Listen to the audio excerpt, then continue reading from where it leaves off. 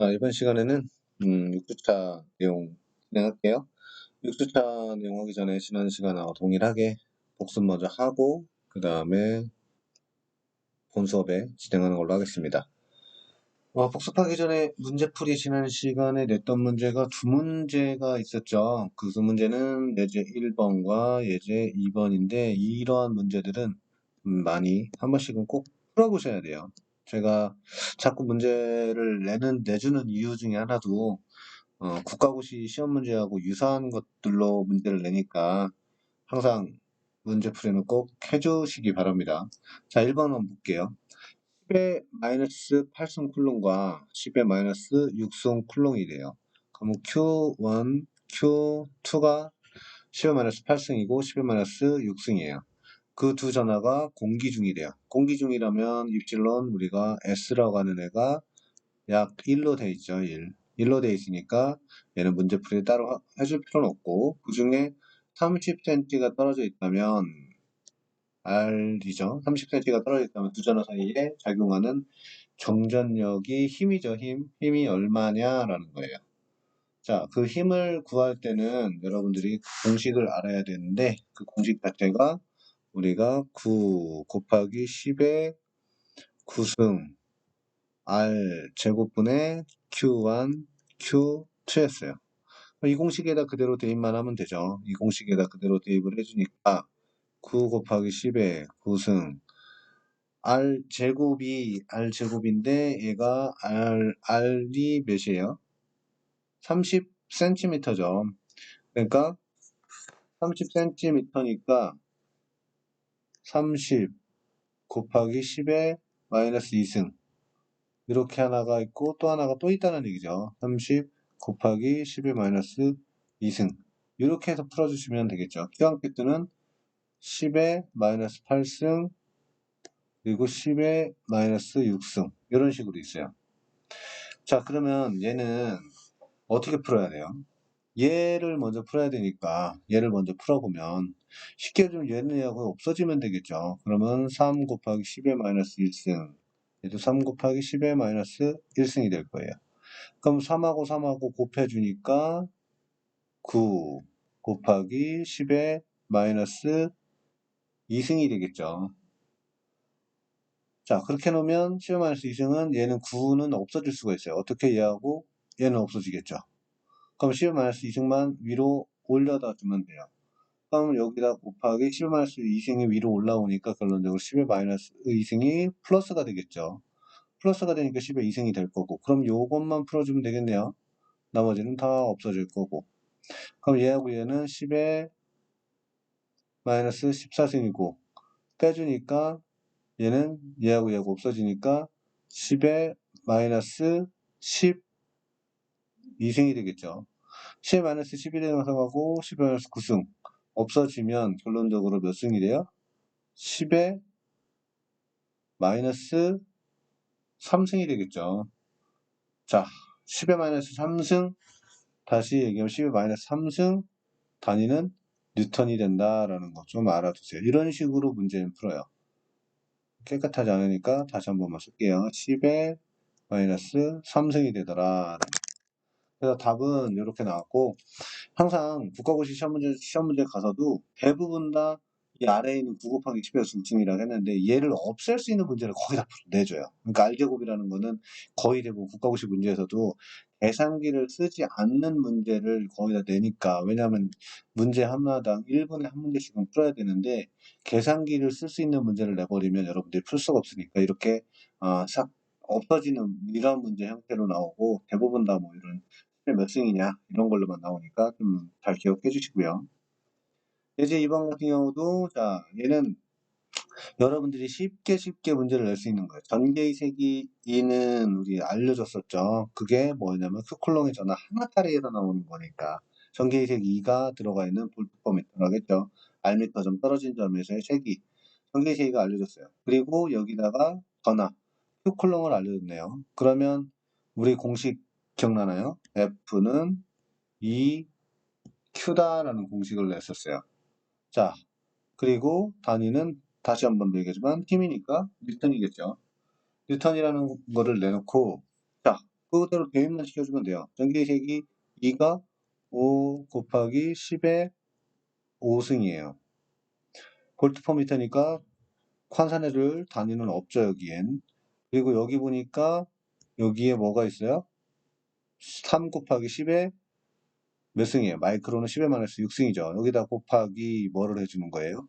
곱하기 3 곱하기 10의 마이너스 6승 이런 식으로 해줘야겠죠. 그럼 이것도 그냥 쉽게 풀 수 있는 거 얘하고 얘하고 곱하니까 15 나왔어요. 그리고 얘하고 계산해 주니까 10의 마이너스 1승 나왔어요. 풀어보니까 얘는 마이너스 1승은 소점 안으로 들어가면 되겠죠. 그래서 1.5 뭐가 된다? 뉴턴이 되더라 라는 거예요. 그러니까 문제풀이는 어렵지 않으니까 이렇게 한 번씩만 꼭 풀어봐 주시고요. 지난 시간에 냈던 문제는 두 문제밖에 없으니까 일단 이렇게 해서 문제풀이는 해준 거고 5주차 내용 한번 복습하고 들어갈게요. 이 내용은 여러분들이 꼭 복습은 한 번씩 제가 일부러라도 이렇게 해주니까 여러분들이 복습은 안 하는 편이죠. 그래서 제가 해줄 때만이라도 수업 들을 때만이라도 잘 좀 들어주셨으면 좋겠습니다. 자, 정전기가 뭐예요? 정전기. 정전기란 정지되어 있는 전기를 얘기하는 거죠. 정전기란 다시 얘기하면 우리가 정지되어 있는 전기를 말한다라고 생각하면 될 것 같고요. 자, 정지되어 있는 전기를 여러분들이 한 번씩은 뭐 초등학교 때나 우리 책받침 가지고 책받침이라는 걸 쓰나요? 요즘에도 잘 모르겠습니다. 때만 하더라도 책받침이라는 걸 많이 썼었는데 책받침 겨드랑이에다 끼고 막 문질렀어요. 책받침을 사람 이렇게 있는데 여기다가 책받침을 놓고 막 앞뒤로 움직이면서 하니까 여기에 뭐가 전기가 만들어졌죠. 그래서 일정 시간 동안 유지되는 전기가 만들어졌어요. 그래서 우리는 그거를 마찰 전기가 되고 마찰시켜서 전기가 발생하고 그 정지되어 있는 전기가 정전기다, 정전기가 뛴다라고 해요. 그러면 우리 대전이란 말은 뭐다? 전기를 띠게 된 현상이다. 요거는 꼭 알아두세요. 그 전하라는 거는 대전된 전기량, 전하량 또는 전기량이라고 했어요. 그 대전 현상이란 거는 정기적으로 중성에서 마찰의 물질 표면의 전자가 이동해서 받은 쪽으로 마이너스로, 플러스에서 이제 마이너스로 받은 쪽, 그러니까 공급한 쪽은 플러스로 대전. 그러니까 양전화, 음전화를 띠게 된 것을, 전기적인 성질을 띠게 된 것을 우리가 대전 현상이라고 하고, 정지 이전 착받침에다가 일정 시간 동안 전기가 갖게 되었는데, 이거를 우리는 뭐라고 한다? 정전기. 어떤 물체에 정지되어 있는 전기를 우리는 정전기라고 한다라는 거. 이제 좀 알아두시고요. 그리고 정전 유도 현상이란 거는 대전되지 않은 어떤 도체를 대전된 도체에 물체에 접근시키면 가까운 쪽에는 마이너스, 먼 쪽엔 플러스. 쉽게 얘기해서 책받침을 갔더니 책받침을 머리에다 딱 갔어요. 그 정지되어 있는 이 마찰 전기를 가지고 있는 책받침에다가 옆 친구 머리에다가 머리를 딱 갖다 놓으니까 머리카락이 쭈삐쭈삐쭈삐쭈삐하게 쭉 섰어요. 그러니까 얘는 양으로 대전되어 있는 상태에서 머리카락이 와서 쫙 붙는다는 거는 머리카락에 마이너스가 이 플러스에 대전된 대로 쭉 붙어버리는 이런 현상을 우리는 뭐라고 한다? 정전 유도라고 하더라라는 거예요. 이렇게 우리가 간단하게 좀 봤던 거고 이 쿨롱의 법칙은 반드시 좀 알아줘야 되는데 쿨롱의 법칙은 두 가지를 발표를 합니다. 전기력 법칙과 그리고 자기력 법칙. 이번 시간까지는 전기력 법칙만 얘기를 할 텐데 다음 시간에는 자기력 법칙을 할 거예요. 자기력 법칙도 굉장히 중요해요. 두 법칙은 차이점이 뭐만 있냐면 이 K값의 변화만 생깁니다. K값만 변화시켜주는 거예요.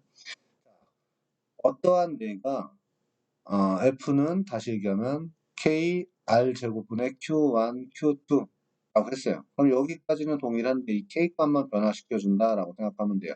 근데 지금은 전기력 법칙이니까 쿨롱의 전하, 그러니까 전하가 축적되어 있는 우리 양을 가지고 해보니까 상수값이 어떻게 됐냐면 4 파이 입실론분의 1 R 제곱분의 Q1, Q2였는데 이 입실론이라는 거는 내가 첫받침이 일정 시간 동안만 갖고 있는 거죠. 일정 시간 동안만 그 힘을 유지하고 있지 시간이 지나면 없어진다 그랬어요. 그래서 그거를 얼마만큼 유전율이라는 거는 물체가 전기를 띠게 되면 플러스나 마이너스로 대전되는데 대전된 상태가 얼마나 지속된가를 나타내는 척도를 우리는 뭐라고 한다? 입실론이라고 하는 거예요.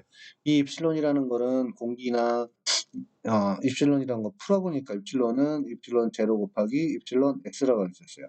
이 입실론 제로라는 거는 유전율이었고 얘는 비유전율이었어요.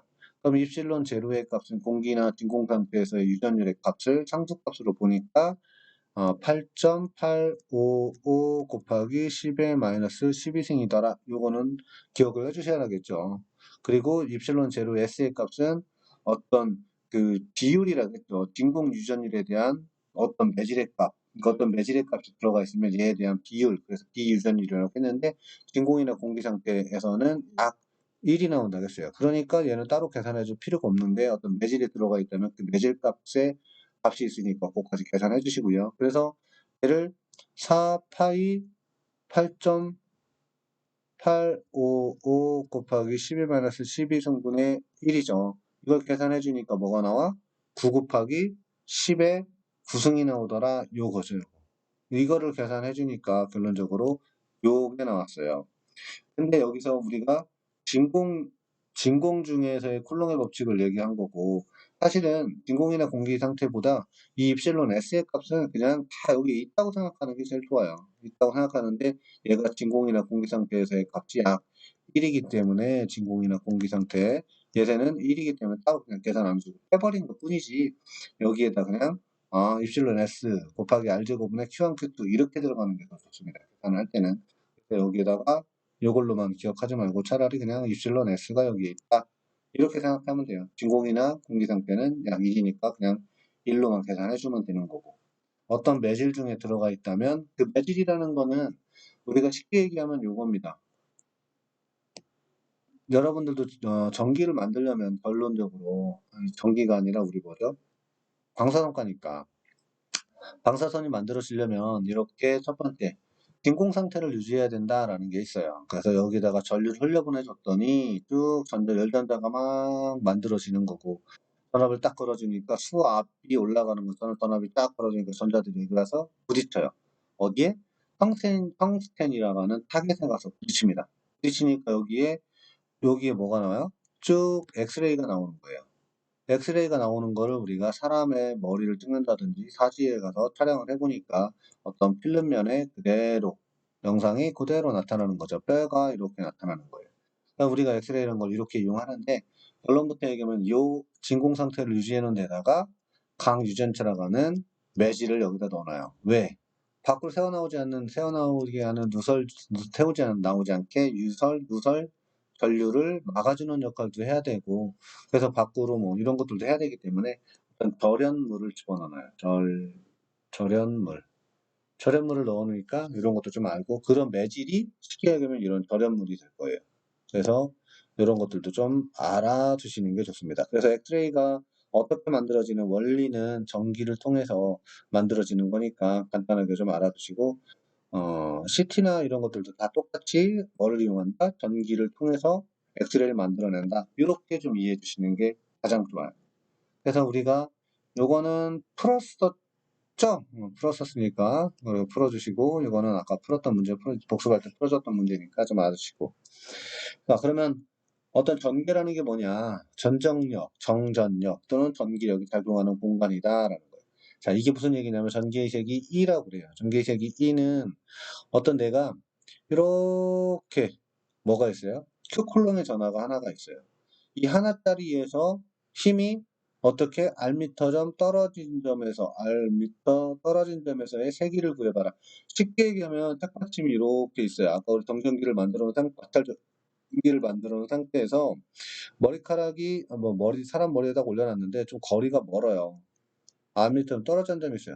그러면 책받침의 힘인데 책받침의 힘이 작용하는 공간에 안에 있다면 머리가 막 올라올 텐데 그렇지 않고 이렇게 거리가 멀리 떨어져 있으면 얘가 못 올라오겠죠. 그러다 보니까 우리가 책받침을 가까이 갖다 댔을 때나 이렇게 머리가 삐쭉삐쭉삐쭉삐쭉한 서는 그런 걸 발견했을 거예요. 거리가 떨어지면 R미터 좀 더 멀리 떨어졌을 때는 힘이 작용하지 않는다라고 생각하면 되고, 그래서 전개이색이란 다시 얘기하면 이 Q쿨롱의 전하가 있는 하나에서의 힘을 우리가 특정을 해보자라는 거예요. 그러니까 쉽게 하면 이 힘이 얼마나 나오는지 몇 볼트가 나오는지를 봐야 되고, 그리고 R미터 좀 떨어지는 점에서 대기를 하는 거니까 단위는 볼트 퍼 미터가 되더라라는 거예요. 그러면 얘는 다시 1쿨롱의 전하를 놨으니까 그 전기의색이 2를 얘기하려면 이렇게 다시 그 공식이 그대로 Q쿨롱짜리 하나만 들어가 있는 게 나올 거예요. 요거 계산을 해주니까 9 곱하기 10의 구승 R 제곱분의 Q1 Q2인데 입실론 SA 값이라는 거는 항상 있다라고 생각을 하겠죠. 그래서 공간이라는 거는 어디에 들어갈 거냐, 어떤 매질에 들어갈 거냐, 공기에 들어갈 거냐, 진공상태나 공기에 들어갈 거냐. 그럼 이때는 입실론 S의 값이 1이니까 따로 빼줘. 그러니까 여기서는 아예 빼버린 거죠. 사실은 입실론 S가 있다라고 생각을 하는 게 더 좋아요. 그래서 이렇게 진공이나 공기 상태에서는 이게 값이 빠진다. 그래서 전기의 색이 E는 결론적으로 R미터 점 떨어진 점의 세기를 구해놨어요. 이제 어떻게? 요렇게. 아니지? 잠시만요. 어떻게? 요렇게 구해놨어요. K값이라는 건 아까 우리가 풀었던 요거니까 풀어놨어요. 그럼 이거는 구해보니까 이건 힘이 정해져 있는 이 값이 있어요. 그래서 전개이색이 E는 하나짜리, Q쿨롱짜리 하나짜리에서 얼마나 힘이 나오는가를 구했고 여기에다가 하나를 또 갖다 Q쿨롱짜리 하나를 또 놨다라고 생각을 해보세요. 그러니까 여기에 R미터 좀 떨어진 점에서 힘이 막 나오고 있는데 여기다 하나 또 갖다 놨으니까 여기도 분명히 힘이 막 나오고 있을 거예요.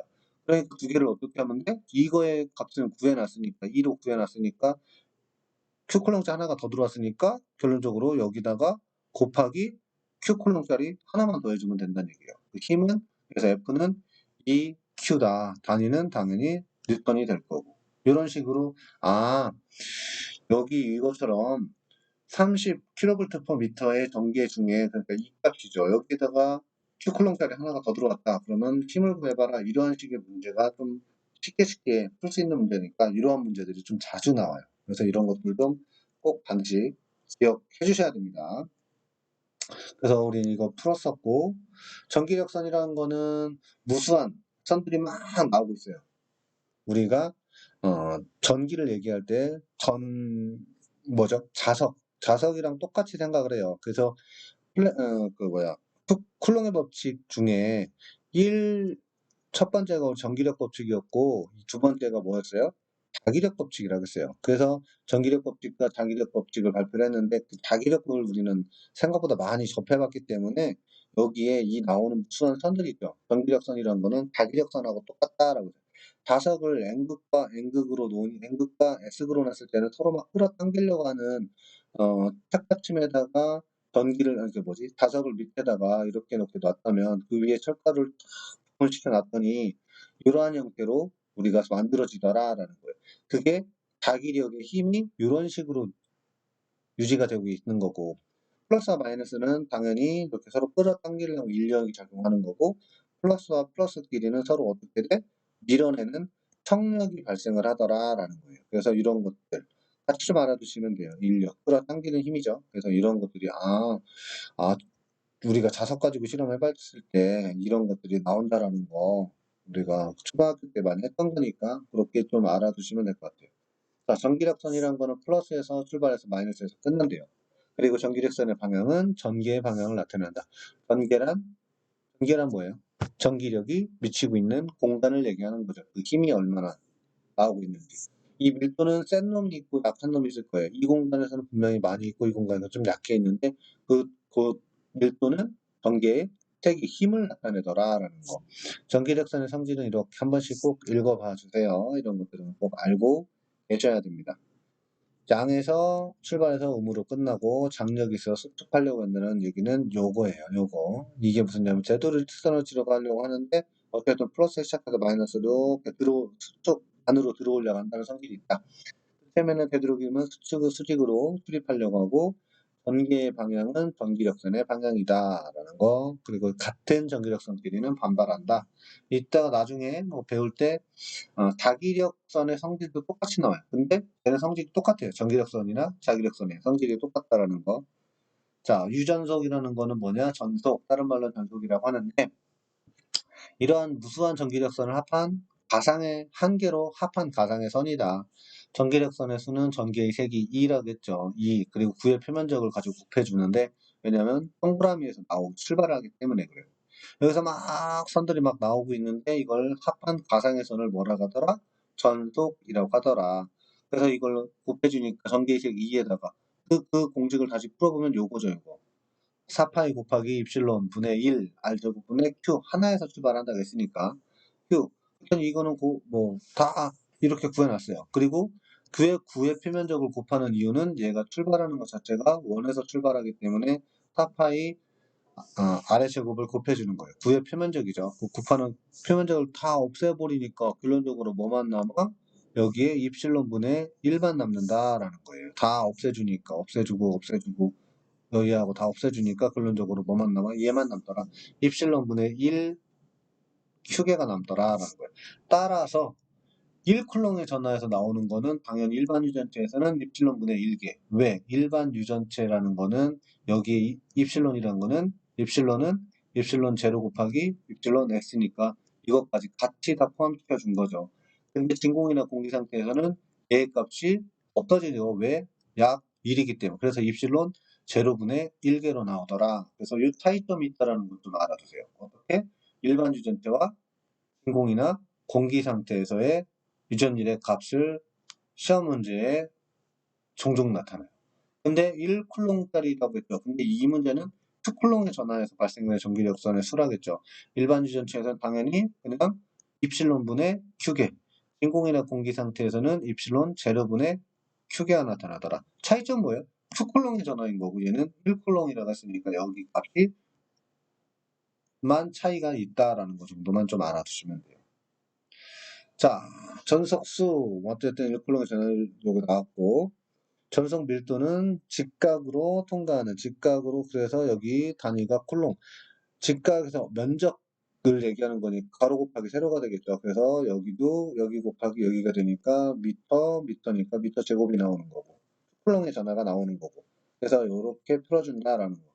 이거는 제가 따로 문제는 풀어주진 않을 거예요. 이거는 그냥 있다라는 것만 좀 알아두세요. 이런 전속 밀도라는 거는 어쨌든 이 면적 안에서의 뭐를 전속수를 나타낸다. 이 정도만 좀 이해해 주시면 될 것 같아요.